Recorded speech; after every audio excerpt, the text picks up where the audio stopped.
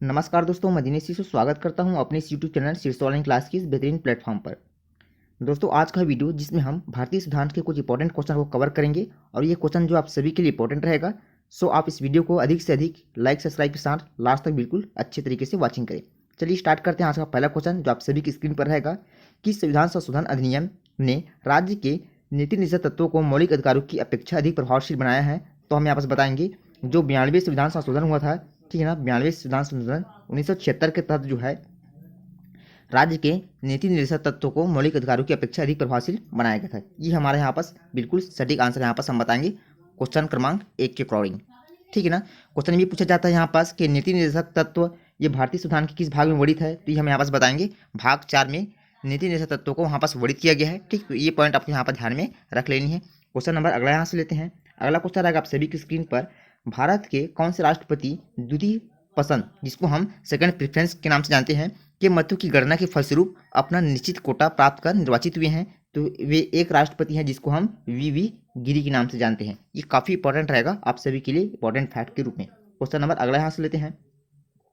अगला यहाँ पास संविधान किस अनुच्छेद के अंतर्गत वित्तीय आपातकाल की व्यवस्था की जाती है। तो संविधान का जो आर्टिकल होता है, ठीक है ना, जिसको हम 360 बोलते हैं, यहाँ पास 360 बताते हैं।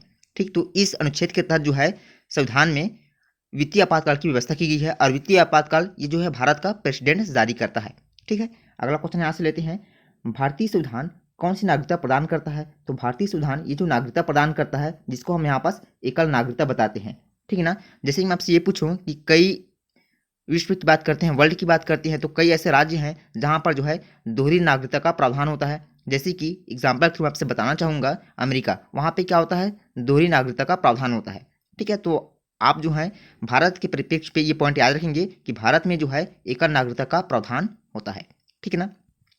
अच्छा, यहाँ से क्वेश्चन बनता है नागरिकता से कि भारतीय संविधान के किस भाग के अंतर्गत नागरिकता का वर्णन होता है। तो हमें पता होना चाहिए भारतीय संविधान के भाग 2 के अंतर्गत नागरिकता का वर्णन हमको देखने को मिलेगा। अगला यहाँ से क्वेश्चन लेते हैं।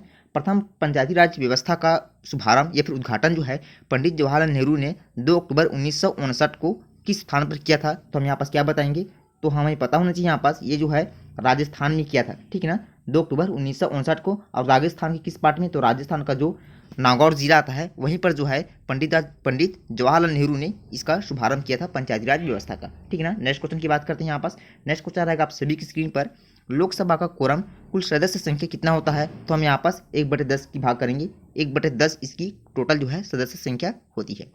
ठीक है ना। अगला क्वेश्चन यहाँ से लेते हैं। पंचवर्षीय योजना का अनुमोदन तथा पुनरीक्षण किसके द्वारा किया जाता है। तो ये किया जाता है राष्ट्रीय विकास परिषद के द्वारा। राष्ट्रीय विकास परिषद की स्थापना जो है 1952 में हुई थी। ये भी हमको यहाँ पर कॉपी में मेंशन कर लेनी है। अगला क्वेश्चन यहाँ से लेते हैं। अगला क्वेश्चन रहेगा आप सभी की स्क्रीन पर, राज्य स्तर पर मंत्रियों की नियुक्ति कौन करता है। तो राज्य स्तर पर भारत का जो राज्यपाल होता है ये क्या करता है, मंत्रियों की नियुक्ति करता है। ठीक है ना। राज्यपाल से कुछ क्वेश्चन बनते हैं कि राज्य का संवैधानिक प्रमुख कौन होता है। तो हमारे पास क्या बताएंगे, राज्यपाल ही बताएंगे। राज्यपाल की नियुक्ति कौन करता है, तो राज्यपाल की नियुक्ति भारत का प्रेसिडेंट करता है। ये भी हमको यहाँ पर ध्यान में रख लेनी है। ठीक है ना। अगला यहाँ से क्वेश्चन लेते हैं। नए राज्य के गठन अथवा सीमा परिवर्तन का अधिकार किसे है। तो नए राज्य के गठन अथवा सीमा परिवर्तन का जो अधिकार प्राप्त है जिसको हम यहाँ पर संसद कहते हैं, पार्लियामेंट इंग्लिश में जिसको हम बताते हैं। ठीक है ना। संसद के 2 सदन होते हैं, एक जिसको हम लोकसभा कहते हैं, दूसरा जिसको हम राज्यसभा कहते हैं। वहीं आपसे ये क्वेश्चन पूछा जाता है कि संसद कितने लोगों से मिलकर तैयार होता है। तो हम यहाँ पास लोकसभा, राज्यसभा और राष्ट्रपति की बात करेंगे। ठीक है ना। संसद का वर्णन जो है भारतीय संविधान के अनुच्छेद 79 में वर्णित है। ये भी हमको यहाँ पास ध्यान में रख लेनी है। अगला क्वेश्चन यहाँ से लेते हैं। भारत में लोकसभा किसके द्वारा भंग की जाती है। तो हमें पता होना चाहिए भारत में लोकसभा जो है राष्ट्रपति के द्वारा भंग की जाती है। राष्ट्रपति और ये जो है प्रधानमंत्री के परामर्श पर क्या करता है, लोकसभा को भंग करता है। ये भी हमको ध्यान में यहाँ पास रख लेना है। लोकसभा को ये जो है संसद का, जिसे हम क्या कहते हैं इसको, तो उच्च सदन कहते हैं। और इसको जो है अस्थायी सदन के रूप में भी जाना जाता है। ये भी हमको यहाँ पर ध्यान में रख लेनी है। ठीक है ना, इस अस्थायी सदन। ठीक, ये पॉइंट आपके लिए इंपॉर्टेंट रहेगा। ठीक है। लोकसभा का वर्णन भारतीय संविधान के अनुच्छेद ये जो है 81 में वर्णित है ये। ठीक है। अगला क्वेश्चन यहाँ से लेते हैं। भारतीय संविधान में संघ की कार्यपालिका शक्ति किसमें नियुक्त होती है। तो हम यहाँ पास आंसर के रूप में राष्ट्रपति को बताएंगे। राष्ट्रपति का जो पद होता है ये भारतीय संविधान के अनुच्छेद 52 में वर्णित है। ये भी हमको यहाँ पास ध्यान में रख लेनी है। ठीक है। अगला क्वेश्चन यहाँ से लेते हैं। राज्यसभा का सर्वप्रथम गठन कब हुआ था? तो 3 अप्रैल 1952 का टाइमिंग हमको बिल्कुल ध्यान में रख लेना है। 3 अप्रैल 1952 को राज्यसभा का सर्वप्रथम बैठक हुआ था। ठीक है, अगला क्वेश्चन यहाँ से लेते हैं।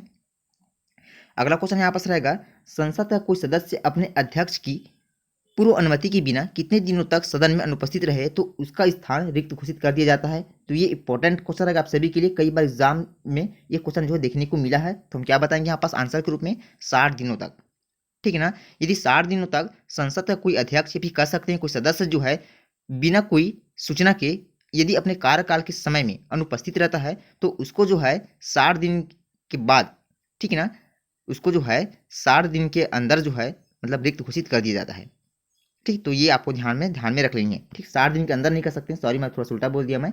60 दिनों तक उसको जो है सदन में अनुपस्थित रहता है तो उसको क्या कर जाता है? रिक्त घोषित कर दिया, मतलब उसके पद को जो पूरी तरह से खारिज कर दिया जाता है। ठीक, 60 दिनों तक अनुपस्थित रहे तब। ठीक ना, तो आप जरूर जो है इस क्वेश्चन को बिल्कुल गहराई से और डीप से अच्छे से समझेंगे। इंपॉर्टेंट क्वेश्चन रहेगा आप सभी के लिए यहाँ पास। अगला क्वेश्चन यहाँ से लेते हैं, लोकसभा अध्यक्ष को कौन बुलाता है? तो हम क्या बताएंगे यहाँ पास, लोकसभा अध्यक्ष को जो लोकसभा का सदस्य होता है वही क्या करता है? उसको चुनता है या फिर बुलाता है। ठीक है, तो इंपॉर्टेंट क्वेश्चन है ये सभी के यहाँ पास। लोकसभा अध्यक्ष को कौन चुनता है? तो हम यहाँ पास लोकसभा सदस्य की बात करके बिल्कुल सही अपने क्वेश्चन का जवाब यहाँ पास देंगे।